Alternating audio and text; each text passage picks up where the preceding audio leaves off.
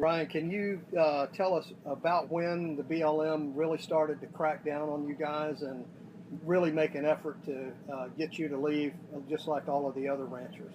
So, again, for the past 20 years, ever since we fired them, so to speak, they've been trying to get us off. They have tried to come and gather our cattle, I don't know, 3, 4, 5 times since, we fired them. Only one time other did they actually show up with contract cowboys. Each time we were able to stop them virtually with paperwork, constructive notices, legal documents. We've never had to gone to battle or physically, stop them in any way, shape, or form. It's all been able to do on paperwork. That did all lead up to this uh, climatic event, so to speak. Tell us when that started. You said they called you at some point, like a few months ago. Did they give you any kind of warning? Or? Sure. Well, we started to hear things. They didn't speak with us at all, but we started to hear things through the grapevine, so to speak. They tried to keep all of their operations secret and away from us and away from the public so much as possible. However, things leak, information leaks, and so so we knew that they were planning something. We didn't know exactly when or how or what they were going to do, but we knew that they were planning some type of event. It did come down to getting closer, and then the county sheriff and a few of his deputies did show up here at our ranch, call and wanted to have a meeting. Clark County Sheriff Douglas Gillespie. He came here to our ranch, and I guess his word was the first official word that we had had.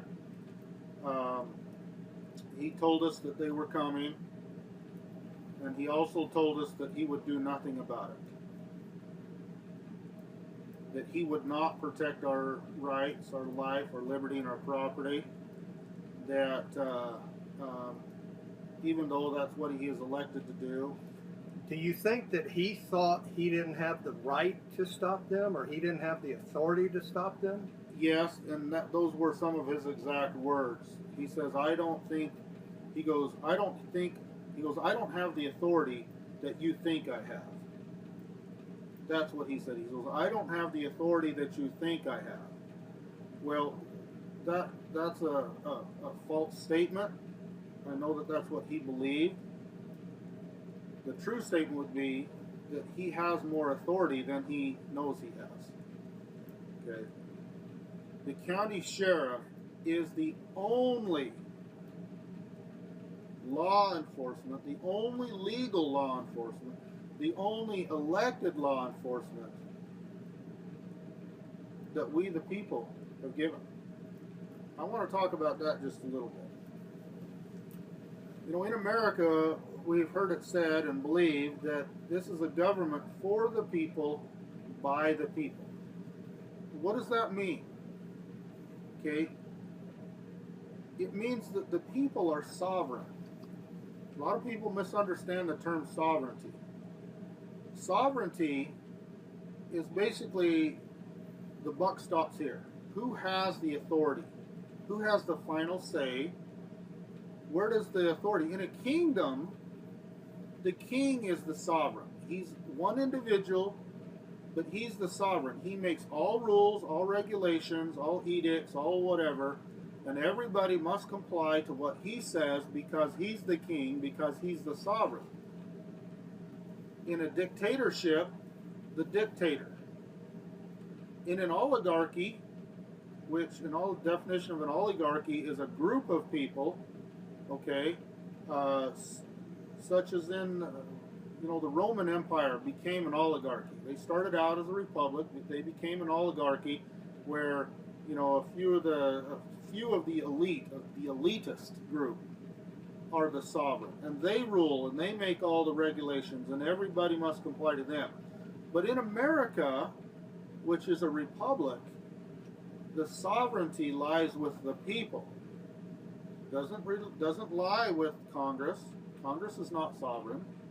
It doesn't lie with the states. The states have a certain level of sovereignty, but the sovereignty, the true sovereignty, lies with the people. That's why it's for the people, for our benefit. That's what it means. It's supposed to benefit the people, not benefit the king, not benefit the government, not benefit the state. It's supposed to benefit the people. It's for the people, and it's by the people, which means that we, the people, have the final say.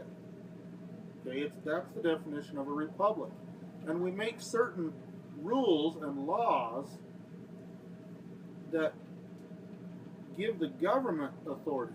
The government doesn't give us rights and privileges. We give the government rights and duties to perform. Okay, so the sovereignty lies with the people. Kind of lost track. So back to Gillespie. Back to Gillespie. Yeah. Sheriffs. Back to the sheriff. Back to why he doesn't think he has the authority to do it. All right. Well, Well, go to the CSPOA conference. Do you think other sheriffs in Nevada or elsewhere would think the same thing? there are a few sheriffs which understand their duty and their responsibility. You know, it's come to, some of the terminology, some people are calling these people constitutional sheriffs. They're constitutional because they understand these things. Other sheriffs who don't understand these things are not considered constitutional sheriffs. Now, that's just a local term or a term that people are calling them. That's not an official terminology. But when it comes to the policing power, well, let's talk about the Constitution for just a second. Congress only has what power that we, the people, give to Congress through the Constitution of the United States. The Constitution is a document that, first of all, creates the federal government. If you read through the Constitution, it goes through there. It says Congress is this. This is how Congress comes into existence. This is, how we elect the congressman. And then it goes through the presidency. This is the president. This is what he does. This is how he is elected. Okay, so first of all, we the people create the government through the Constitution. And then it says these are the duties that we give to Congress. In Article 2, it says Congress shall have power to.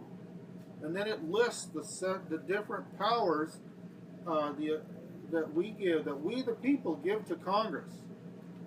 And then, if government does not have authority nor power in and of itself. It only has what we the people have given to it.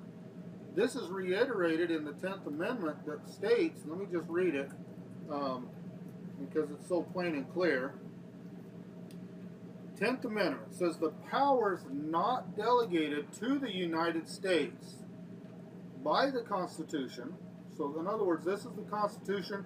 This is how powers are delegated to it. So if we did not delegate it to them in this Constitution, then it says nor prohibited by it to the states. In other words, we don't have to specifically prohibit anything. Okay, so if we didn't, it says then they are reserved to the states respectively or to the people. So the powers not delegated to the United States by the Constitution nor prohibited by it to the states are reserved to the states respectively or to the people. All right, so I would like to ask any of these listeners the question: where in the Constitution did we give the authority to police to the federal government? It's not there. The federal government does not have policing power. They do have power over the military and defense to defend our country, but they do not have any policing powers. I'm going to ask another question too when it comes to land ownership. Where in the Constitution did we give the federal government the authority to own land? There is a place in here, by the way, and I'm not going to call it out. I want listeners to look it up. All right? Listeners, go to the Constitution and find the place in the Constitution where we give the federal government right to own land. All right? I'll tell you that it is there, but it's very limited and it's very specific as to what they can use that land for. So large tracts of land like BLM, Forest Service, etc., etc., etc., it's not covered in the Constitution. So back to the policing powers. The sheriff is the only position that we the people have given policing power to. The federal government does not have it. So back to Sheriff Gillespie, yes, he does have policing power. And he does have the authority and the duty to protect the life and the liberty and the property of his constituents. Okay, he does not have to protect life, liberty, or property of government. That's not his duty. He's supposed to protect it of his people, of his constituents. So when Sheriff Gillespie says, I don't have the authority that you think I have, shows the ignorance of that person and the ignorance that he has of his position, because he does have that authority. Or it could be that he's beholden to someone or something else. Sure, he could be bought off, in other words. Yeah. Anyway, back to the recent events. So Gillespie says that the BLM is coming and that he's not going to do anything about it. So we know that they're coming. He didn't give us exact dates again. He gave us approximate dates, but sees the dates were, within a month's time frame. And so we got down to, we started to see the Bureau of Land Management mobilize. In other words, they had taken their compound area, they began to move in equipment, they began to, and we started doing some digging ourselves. We were trying to find out who was involved, what was involved, what they were going to do. We were seeking, information on individuals. Seeking information on individuals that might be involved, contract cowboys, helicopter operators, different subcontractors that BLM would be hiring, because we put out constructive notices, which basically puts all of those individuals on notice that they will be liable individually and separately for damage they do to our property, particularly our cattle and or range improvements. And so information of us started to leak towards us. We were able to do a little bit of digging. We found some of these things out. The Bureau of Land Management, their operation just seemed to grow, get bigger and bigger. They hadn't gathered cattle yet, but they were just mobilizing more and more men. In this area? In this like area. Right here, right around your ranch. Yes. You could actually see their vehicles, Yes. They ended up closing the whole area off to all public access. Of course, they particularly wanted to close us off, but they were closing everybody off. They were, so they closed 600,000 plus acres. Now, is that an official thing that they put out? They just say, okay, this area is closed off? Or sure. How do they do that? They put up hundreds of signs closing the areas off, closing every road, every trail, every place off the pavement. And they put maps out on their websites and notices to local governments, Buckaville Town, etc., Clark County, etc., etc. What were your neighbors saying at this point? Oh, they were starting to get, furious at all the closures, a little bit scared, a little misunderstanding, not, those type of things, trying to come to grips with what was going on.